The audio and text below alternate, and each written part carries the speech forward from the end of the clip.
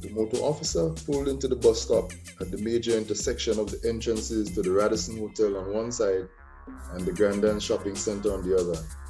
He planned to spend a few minutes regulating the buses that used this stop.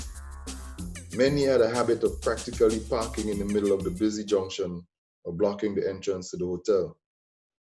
Corporal Lewis eyed 6 pedestrians on the other side of the road, waiting for all lights to change to red before they crossed. He pulled off his gloves and strolled to the entrance of the bus stop. 4 wide-bodied Toyota Hiace buses approached, the first one coming to a standstill as close to the intersection as possible. Lewis motioned to the driver to move to the other end of the bus stop. A loud stoops floated out of that bus, but the driver complied. Lewis directed the other 3 buses to pull in behind the first bus in single file formation. No one was happier than the operators of the 4th bus, whose conductor hopped out grinning at his 3 competitors ahead of him. All 4 doormen shuffled to the intersection as quickly as possible.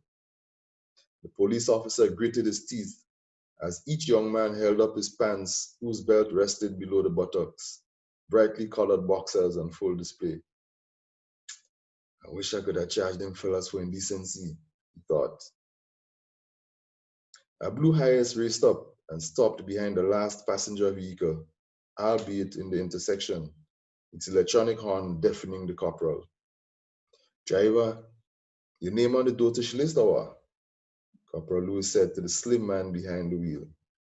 A young lady sitting directly behind the driver burst out laughing, tears streaking her makeup as they flowed down her face.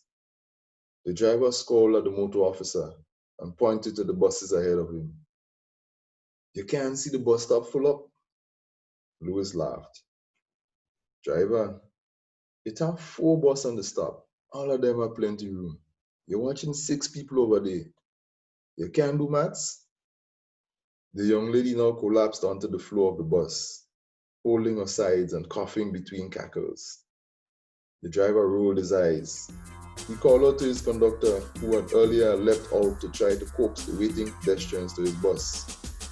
The chubby youth jogged back to his vehicle, pulling up his drooping but skinny pants as he climbed aboard. Corporal Lewis stared at him as his bus pulled out into traffic and headed in the direction of St. George's.